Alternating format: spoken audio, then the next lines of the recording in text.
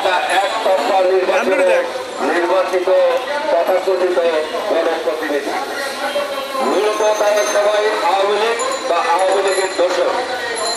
আজকে কাউন্সিলর বা মেয়র বা মেম্বার নামে যাদের পুনর্বাসন করার চেষ্টা হচ্ছে, আমার দৃষ্টিতে এটা আওয়ামী লীগের পুনর্বাসনের একদম প্রাথমিক পদক্ষেপ, প্রথম পদক্ষেপ।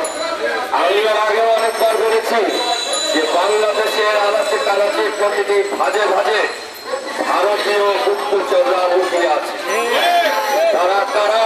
তারা হলো এই আওয়ামী লীগ এবং আওয়ামী লীগের কিছু লোক যারা ভূমিকা দিয়ে আমাদের মধ্যে নানা রকম নেতৃত্বের পজিশনে এতদিন বসেছিল।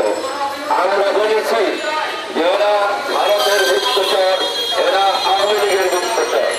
একদিক দিয়ে এই পুনর্বাসন প্রক্রিয়ার মধ্যে ভালো হয়েছে যে তাদের মধ্যে কারো কারো ঘোমটা খুলে গেছে।